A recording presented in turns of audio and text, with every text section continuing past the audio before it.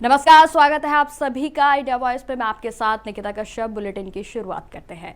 टिहरी गढ़वाल में आयोजित प्रथम गजा घंटा कर्ण महोत्सव 2025 कार्यक्रम में सीएम पुष्कर सिंह धामी ने शिरकत की। वहीं उन्होंने टिहरी गढ़वाल की जनता को संबोधित करते हुए क्या कुछ कहा, आइए आपको सुनाते हैं। यात्रा का ध्वज आपने मेरे हाथ में दे रखा है, लेकिन उस ध्वज के हम सब साथी हैं। उस गंतव्य के, उस यात्रा के हम सब सह यात्री हैं। जब हम सब मिलकर एक दिशा में चलेंगे तो कोई ताकत हमको हिंदुस्तान का श्रेष्ठ राज्य बनने से नहीं रोक सकती है। उसी प्रकार हमारे प्रधानमंत्री जी का विकसित भारत का संकल्प पूरा होने से कोई नहीं रोक सकता है। भाइयों बहनों, भारत विकसित भारत बनेगा, भारत दुनिया का नंबर 1 भारत बनेगा, भारत दुनिया का विश्व गुरु भारत बनेगा, भारत दुनिया को नेतृत्व देने वाला भारत बनेगा। भारत आगे चलेगा, पूरी दुनिया उसके पीछे चलेगी। भाइयों बहनों, हमारे प्रधानमंत्री जी ने भारत को दुनिया की तीसरी अर्थ महाव्यवस्था बनाने का संकल्प लिया है। आज हम 11वें नंबर की अर्थव्यवस्था से 5वें नंबर की अर्थव्यवस्था बन गए हैं और आने वाले समय में 2027 तक हम दुनिया की तीसरी सबसे बड़ी अर्थव्यवस्था बन जाएंगे। हम उस दिशा में तेजी से आगे बढ़ रहे हैं। भाइयों बहनों, मुझे बताया गया है इस मेले में हमारे लोकगीतों, लोक कलाओं के भी अद्भुत प्रदर्शन के साथ साथ विभिन्न विद्यालयों के छात्र छात्राओं के द्वारा भी अनेक सांस्कृतिक प्रस्तुतियां यहां पर की जाएंगी। नाटक एवं झांकियों का भी प्रदर्शन यहां पर किया जाएगा। संक्षेप रूप से हम सब ने अभी देखा भी है। मैं बधाई देना चाहता हूं अपने स्कूल के उन शिक्षकगणों का, उनके माता पिता का, जिन बच्चों ने यहां पर अपनी आज बहुत शानदार प्रस्तुति दी है, क्योंकि वो बच्चे हमारे आने वाले कल के भविष्य हैं। भाइयों बहनों, इसके लिए मैं विशेष रूप से आयोजक मंडल को भी साधुवाद देना चाहता हूं। इस प्रकार के आयोजन हमारी जो समृद्ध सांस्कृतिक परंपराएं हैं उनको आगे बढ़ाने के लिए अपना अद्वितीय योगदान देते हैं। मेरा मानना है कि ये लोक संस्कृति हमारी मूल पहचान है, इसलिए उत्तराखंड की लोक कला, संस्कृति, पहनावे और खान पान पर हमें सदैव गर्व होना चाहिए। मैं आज दुनिया के अनेक देशों में मुझे जाने का सौभाग्य मिला। मुझे बहुत खुशी हुई कि हमारे उत्तराखंड की माताएं, बहनें, हमारे बच्चे आज चाहे वो 7 समुद्र पार, चाहे इंग्लैंड में हो, चाहे किसी अन्य देश में हो, वो अपनी संस्कृति से जुड़े हुए हैं। जैसे हमारे यहाँ पर इन्होंने टोपी पहन रखी है, ब्रह्म कमल की लगाए हुए, खड़े हो जाइए एक बार। ऐसी टोपी पहने हुए मुझे, जब मैं लंदन में गया था, रात में 11 बजे सैकड़ों की संख्या में हमारे उत्तराखंड के गढ़वाल, कुमाऊं और जौनसार के भाई बहन वहां पर मिले थे। भाइयों बहनों, पूरी दिन भर की यात्रा और लंबी 8-9 घंटे की यात्रा के बाद मैं वहां पहुंचा था। रात के 11 बजे थे। ऐसा लग रहा था मुझे कि मैं जो ये इंग्लैंड, यूनाइटेड किंगडम, उसको भी यूके बोलते हैं और हमारे उत्तराखंड को भी यूके बोलते हैं। तो सच बताऊं, मुझे ऐसा लग नहीं रहा था कि मैं यहां इंग्लैंड के यूके में हूं। मुझे लग रहा था कि मैं अपने उत्तराखंड के यूके में हूं, किसी शहर में आया हूं। इस प्रकार का वहां पर अनुभव मुझे प्राप्त हुआ। भाइयों बहनों, आज हम हमारे प्रधानमंत्री जी के नेतृत्व में भारत की संस्कृति और विरासत के पुनरुत्थान का भी एक अमृत काल चल रहा है। चाहे लंबे समय से हम सब जिसकी प्रतीक्षा कर रहे थे, भगवान श्री राम का भव्य और दिव्य मंदिर बनना चाहिए, 500 वर्षों से हमारी प्रतीक्षा थी। अनेक लोगों ने कार सेवा करी, इस क्षेत्र के भी लोगों ने कार सेवा करी होगी। हमारे उत्तराखंड से बहुत बड़ी संख्या में लोग वहां कार सेवा करने गए थे और आज हमारे प्रधानमंत्री श्री नरेंद्र मोदी जी के नेतृत्व में अयोध्या में भगवान राम का भव्य और दिव्य मंदिर बनकर तैयार हो गया। भाइयों बहनों, चाहे काशी का विश्वनाथ कॉरिडोर हो, महाकाल उज्जैन में बनने वाला महाकाल लोक का निर्माण हो, या हमारे ही राज्य में चाहे चार धाम ऑल वेदर रोड हो, चाहे बद्रीनाथ का मास्टर प्लान हो, केदारनाथ का आपदा के बाद 2013 के बाद नव निर्माण, पुनः निर्माण हो। भाइयों बहनों, हमारी धार्मिक धरोहरों को जिस प्रकार से आज सजाया और संवारा जा रहा है, जिस प्रकार से उनका नवनिर्माण किया जा रहा है, जिस प्रकार से उनका पुनरुत्थान हो रहा है, उसको शब्दों में बयान नहीं किया जा सकता है। आदरणीय प्रधानमंत्री जी के मार्गदर्शन में हमारी उत्तराखंड की सरकार भी उत्तराखंड के समग्र विकास के लिए धार्मिक स्थलों के नवनिर्माण, पुनर्निर्माण और हमारी पहचान को सुरक्षित और संरक्षित रखने के लिए निरंतर प्रयास कर रही है। आज जहां हम एक और राज्य में शहरों से लेकर सुदूरवर्ती हमारे जितने ग्रामीण क्षेत्र हैं, उन ग्रामीण क्षेत्रों में स्वास्थ्य का क्षेत्र हो, पेयजल का क्षेत्र हो, सड़क का क्षेत्र हो, शिक्षा का क्षेत्र हो और इससे जुड़े हुए महत्वपूर्ण इंफ्रास्ट्रक्चर हो, अवस्थापना हो, उन सभी की मजबूती के लिए काम किया जा रहा है। खबरों में आगे बढ़ते हैं। पूर्व मुख्यमंत्री और कांग्रेस के वरिष्ठ नेता हरीश रावत ने यह स्पष्ट कर चुके हैं कि अब वे चुनाव नहीं लड़ेंगे, बल्कि उनकी इसी बात पर बीजेपी के प्रदेश अध्यक्ष महेंद्र भट्ट ने कहा कि पहले तो उन्हें अपनी उम्र का लिहाज करते हुए राजनीति से इस्तीफा दे देना चाहिए। रही बात चुनाव लड़ने की, तो हरीश रावत कांग्रेस में ऐसे लोगों को खड़ा करना चाहते हैं जो कहें कि आप चुनाव लड़ें, जिसका मतलब साफ है कि हरीश रावत की ना के पीछे हाँ छिपी है। चुनाव नहीं लड़ना होता, वो आक्रोशमक भी आ नहीं सकता है। उनके आक्रोश में आने का कारण यही है कि वो बोल कुछ और रहे, करेंगे कुछ और जो व्यक्ति दो दो स्थानों चुनाव लड़ने की महत्वाकांक्षा रखता हो, वो व्यक्ति आज ये कहे कि मैं चुनाव नहीं लड़ रहा हूं, इस बात का आशय है कि कांग्रेस के अंदर वो एक ऐसी टीम खड़ा करना चाहते जो कहें हरीश रावत जी आप चुनाव लड़ो, ना के पीछे हाँ की अपेक्षा वो चाहते हैं। और इसलिए मैंने कहा कि व्यक्ति चुनाव न लड़ना ये शब्द नहीं होता है। मैं राजनीतिक संन्यास ले रहा हूँ इस बात को कहने की स्थिति में जब हरीश रावत जी आएंगे तब जनता को विश्वास होगा कि हरीश रावत जी इस बात को कह रहे हैं, उसको धड़ा उतारते कि नहीं उतारते। इसलिए मैंने कहा था कि उनकी उम्र इतनी हो चुकी है, उनकी उम्र का अधिकतर लोग ले चुके हैं। उत्तराखंड राजनीति में उनकी उम्र के लोगों ने राजनीति से दूरी बनाई है। इसलिए मैंने एक वरिष्ठ नेता के नाते, कांग्रेस के हमारे प्रदेश के मुख्यमंत्री रहे, कांग्रेस वरिष्ठ नेता रहे हैं, उनको भी थोड़ा अब हिम्मत दिखाकर राज्य के हित में दल से ऊपर उठकर विचार करना चाहिए और वो राजनीतिक संन्यास लें और सकारात्मक रूप से भारतीय जनता को अब तो लगातार बीजेपी की सरकार आने वाली है। जहां भी 2 बार कांग्रेस हारी है, तीसरी बार कभी नहीं आई है, ये अभी तक का इतिहास है। इसलिए तय मान के चलिए बीजेपी ने फिर आना है और मैं ये अपेक्षा हरीश रावत जी से करता हूं कि बीजेपी की सरकार के भविष्य की सरकार के लिए उनके कुछ सुझाव हैं तो जरूर मुख्यमंत्री को देने चाहिए। और कांग्रेसी बनकर यह कहना है कि मैं चुनाव नहीं लड़ूंगा, यह एक प्रकार से वो ऐसा प्रेशर मेंटेन करना चाह रहे हैं कि कुछ उनके दल के एक ग्रुप खड़ा हो, वो ग्रुप कहे कि हरीश जी आपको लड़ना ही लड़ना है। खबरों में आगे बढ़ते हैं। मुख्यमंत्री पुष्कर सिंह धामी ने मुख्यमंत्री आवास स्थित मुख्य सेवा का सदन में मेधावी छात्र सम्मान समारोह में उत्तराखंड के माध्यमिक शिक्षा बोर्ड के हाई स्कूल और इंटरमीडिएट के 75 मेधावी छात्र छात्राओं को सम्मानित किया। वहीं आपको बताते चले कि मुख्यमंत्री ने इस मौके पर कहा कि सम्मानित हो रहे सभी प्रतिभाशाली विद्यार्थी राज्य के उज्जवल भविष्य की नींव है। अपने माता पिता, शिक्षकों और विद्यालय के साथ ही इन विद्यार्थियों ने उत्तराखंड का भी मान बढ़ाया है। प्रदेश की शिक्षा व्यवस्था को बेहतर बनाने के लिए सरकार निरंतर प्रयासरत है। सरकार के द्वारा क्वालिटी एजुकेशन पर विशेष ध्यान दिया जा रहा है।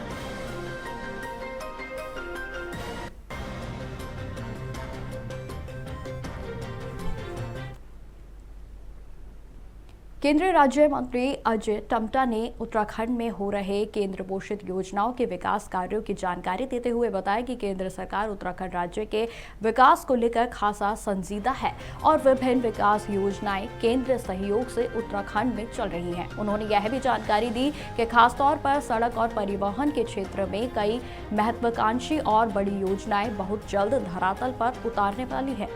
और साथ ही साथ उन्होंने यह भी बताया कि उच्च हिमालय क्षेत्र और दूरस्थ स्थान, चाहे वह केदार खंड हो या फिर मानस खंड, सभी को नए रूप से विकसित किया जा रहा है।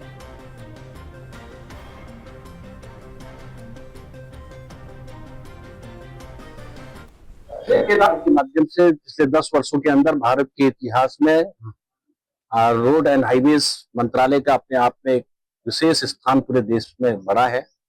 और नरेंद्र भाई मोदी जी के मार्गदर्शन में आदरणीय गडकरी जी ने जिस प्रकार से पिछले 10 वर्षों में रोड नेटवर्क को पूरे विश्व के मानचित्र में लाने का काम किया है, तो यह अपने आप में एक अभिनव प्रयास था और वो प्रयास का परिणाम हुआ और देश की जनता आज भूरी भूरी प्रशंसा जहां भी जाते हैं हम रोड के मामले में। पिछले दिनों से ये जिम्मेदारी आदरणीय गडकरी जी के मार्गदर्शन में प्रधानमंत्री जी के आदेश के अनुसार मैं कर रहा हूं और जो भी मुझे वर्क काम दिया जाता है हम लोग बड़ी ताकत के साथ, मेहनत के साथ 2047 के विजन को लेकर काम कर रहे हैं। 2047 में विकसित भारत का रोड नेटवर्क कैसा होना चाहिए, प्रधानमंत्री जी के गाइडेंस से उस दिशा में हम लोग काम कर रहे हैं।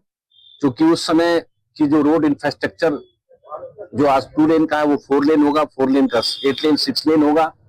कई नए ग्रीन फील्ड बनाए जाएंगे, तो उस पर हमारी DPR का काम चल रहा है। बहुत सारे हमको ऐसा है जहां पर जो शहर बड़े हो गए हैं, शहरों में प्रॉब्लम्स आ रही है, तो उसके लिए भी हम लोग काम कर रहे हैं। अभी आपका दिल्ली देहरादून का हम जल्दी हम उसको माननीय प्रधानमंत्री जी के मार्गदर्शन में जो बन के तैयार हुआ, गडकरी जी के आदेश के अनुसार उसको हम बहुत जल्दी उसको खोलने वाले हैं, जिसमें हमारा 2-2.5 घंटे में लोग पहुंच जाएंगे देश की राजधानी से हमारे प्रदेश की राजधानी में।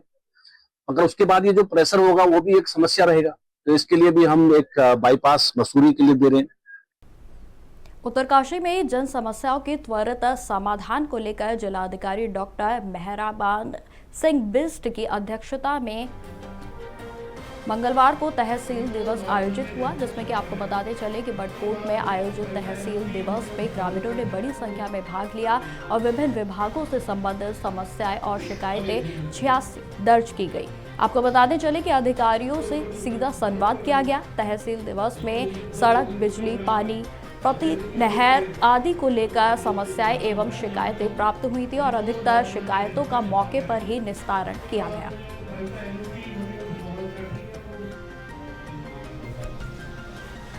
आज तहसील दिवस है और तहसील दिवस के अवसर पर आज उत्तरकाशी के जिलाधिकारी जी यहाँ पर उपस्थित हैं और जनता की समस्याओं को सुनने के लिए यहाँ पर आए हैं। मेरा मानना है कि जितनी भी समस्याएं हैं वो पेयजल से लेकर के हों, सड़कों की समस्याएं हों, वो महाविद्यालय की समस्या हो, प्राथमिक विद्यालयों की समस्या हो, ये समस्याएं सिर्फ सुनने तक न रह जाए, इन समस्याओं को कागजी तक न रह जाए, इन पे कार्रवाई भी हो।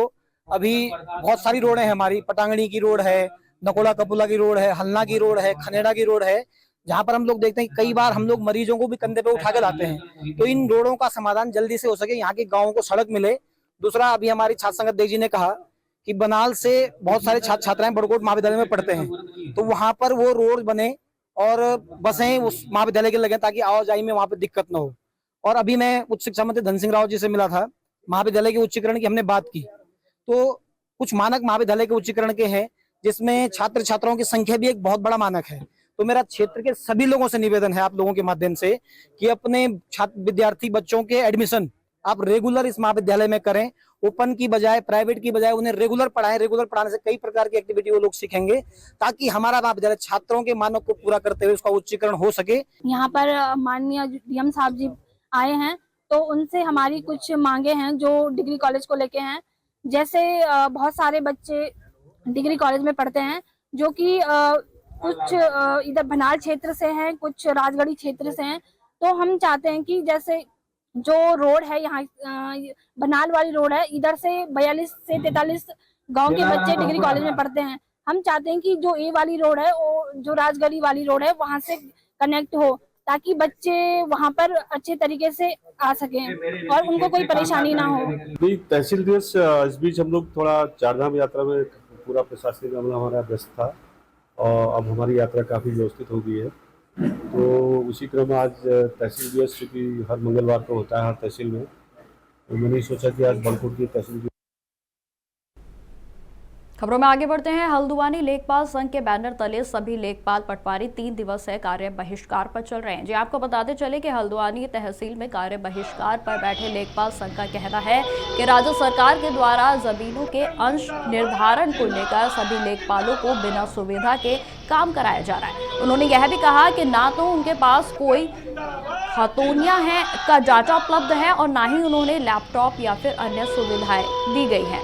इससे पूर्व पीएम किसान निधि के संबंध में भी लेखपालों से इसी तरह का कार्य करवाया गया था, लेकिन इस बार लेखपाल संघ का कहना है कि सरकार उनसे काम कराए, इसमें कोई आपत्ति नहीं है, लेकिन उन्हें काम करने के लिए सुविधाएं भी दी जाए।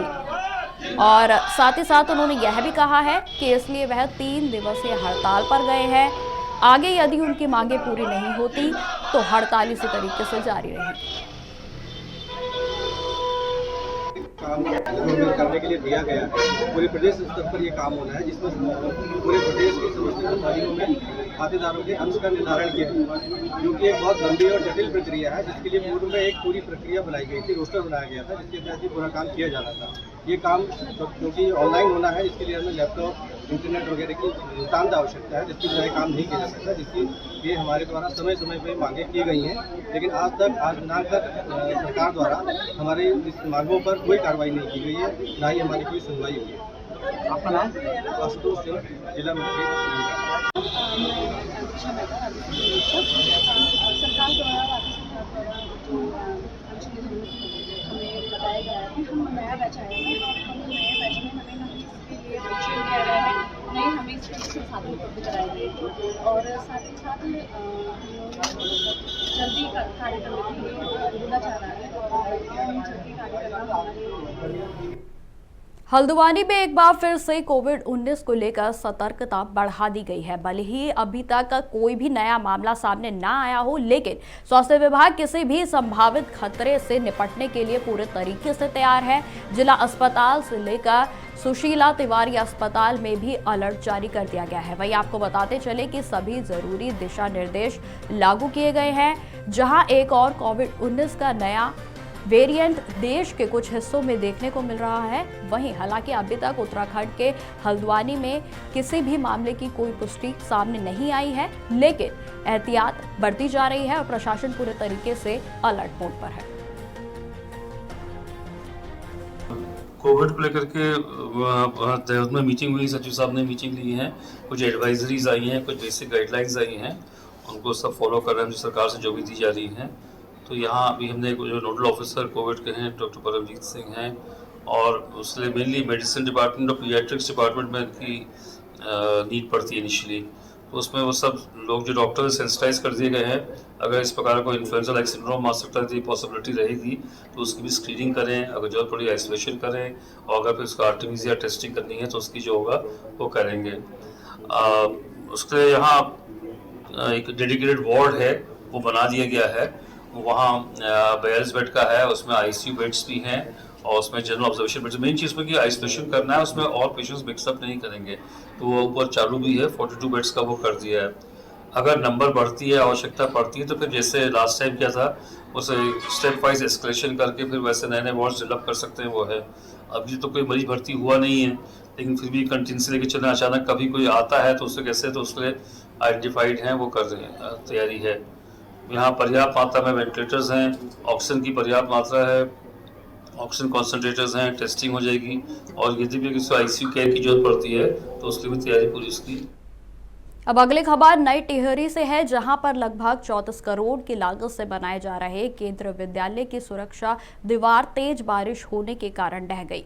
आपको बताते चले कि गनीमत यह रही कि दीवार रात के समय गिरी। अगर दिन के समय गिरती तो शायद कोई बड़ा नुकसान हो सकता था और इसकी संभावनाएं जो है वो बढ़ सकती थी। केंद्रीय विद्यालय का निर्माण करने वाली कृष्णा बिल्डर्स एजेंसी के इंचार्ज सौरभ जैन इस मामले पर कहा कि तेज बारिश होने के कारण यह सुरक्षा दीवार टूटी है और जिससे लगभग 40 लाख के करीब का नुकसान हुआ है, लेकिन बिल्डिंग पूरी तरीके से सुरक्षित है।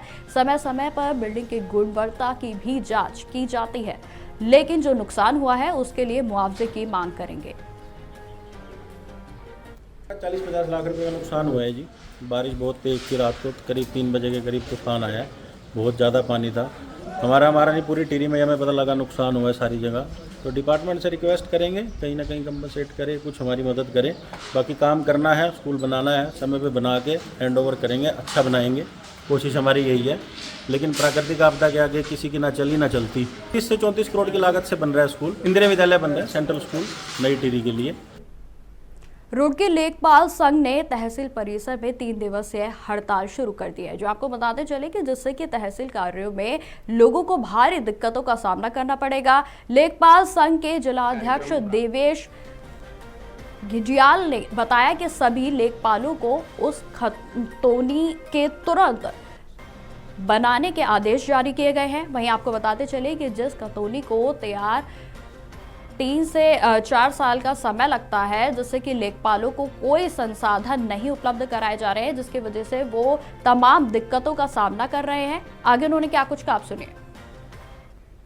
हमारा उत्तराखंड लेखपाल संघ के प्रदेश नेतृत्व के आह्वान पर हमारा आज से 3 दिवसीय पूर्ण कार्य बहिष्कार कार्यक्रम प्रारंभ हो गया है और मुख्यतः इसमें हमारी जो मांग है वह यह है कि शासन द्वारा जो है एक अंश निर्धारण खतौनी बनाने का कार्य हम लोगों को दिया गया है, जिसमें बहुत सारी परेशानियां हैं। अंश निर्धारण का कार्य हमें ये दे दिया है, जिस तरह से आप लोगों ने देखा होगा कि उप जिलाधिकारी महोदय के यहाँ कुर्रे के बाद चलते हैं और एक खाते को विभाजन करने में माननीय न्यायालय को 1-2 साल लग जाते हैं, लेकिन हम लोगों को एक तुगलकी फरमान सुना दिया गया है कि अंश निर्धारण आपको तत्काल करना है उसके, और न कोई उसके संबंध में हमें कोई संसाधन दिए गए हैं, न हमारे पास मानव संसाधन है, ना कोई तकनीकी संसाधन है जिससे हम इस कार्य को कर सके। इसलिए इन सभी संसाधनों की मांग को लेकर के और निश्चय जो हमारा ये टाइम बाउंड जो काम है दिया गया है, इस टाइम बाउंड को समाप्त करने के लेकर के हमारी ये मांग है और इसी को लेकर हम 3 दिन के कार्य बहिष्कार पर गए।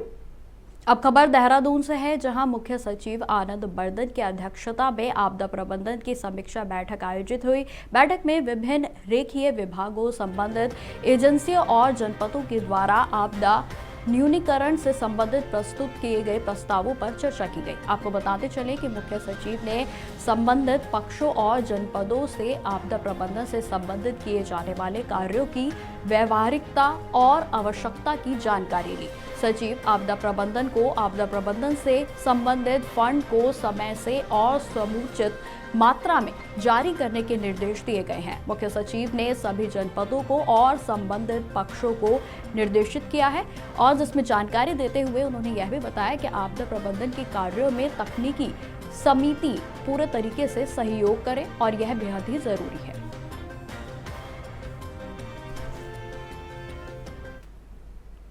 सेना के नरसिंह मैदान में KRC T20 क्रिकेट टूर्नामेंट के फाइनल मैच एम्स बटालियन के RC रिकॉर्ड के मध्य खेला गया। आपको बताते चले कि जिससे एडम के खिलाड़ियों ने 243 रन बनाकर रिकॉर्ड को 244 रन बनाए जाने की चुनौती दी थी, परंतु रिकॉर्ड की टीम मात्र 176 रनों पर ही सिमट कर रह गई। वहीं आपको यह भी बताते चले कि इस तरह एडम की जीत 68 रनों से विजेता रही है और जिसमें KRC commandant brigadier Sanjay Yadav विशिष्ट सेवा मेडल ने सभी खिलाड़ियों से हाथ मिलाया व हालचाल भी पूछा। इनके द्वारा विजेता टीम को 41,000 का चेक व रनर टीम को 20,000 का चेक के साथ साथ ट्रॉफी भी प्रदान की गई है। वहीं आपको यह भी बताते चले कि मैच में 15 टीमों ने भाग लिया था। इनमें से उक्त 2 टीम फाइनल में पहुंची थी। मैदान में उपस्थित सैन्य अधिकारी deputy commandant Vikramjit Singh SM के साथ साथ TBC कर्नल प्रभु रामदास के साथ साथ GSO कर्नल बेबी थापा के द्वारा भी खिलाड़ियों को मेडल व स्मृति चिन्ह देकर प्रोत्साहित किया गया। T20 प्रतियोगिता कुमाऊं रेजिमेंटल सेंटर हर 3 महीने में कराती रहती है और इस बार भी बड़े जोश के साथ रानीखेत के आसपास की टीमों ने भाग लिया। ऑलमोस्ट 12 टीमें इसमें पार्टिसिपेट करी और फाइनल बड़ा रोमांचक रहा, जिसमें जीत जो है एडम बटालियन कमांडर की रही। साथ में ये भी देखने योग्य है कि ऑलमोस्ट 1700 जो सिविल प्लेयर्स हैं वो इस पे टर्फ पिच पे उनको खेलने का मौका मिला। ये हमारे लिए ज़्यादा अच्छा। तो फिलहाल इस बुलेटिन में इतना ही। देश दुनिया की तमाम खबरों की जानकारी के लिए बने रहें हमारे साथ। नमस्कार।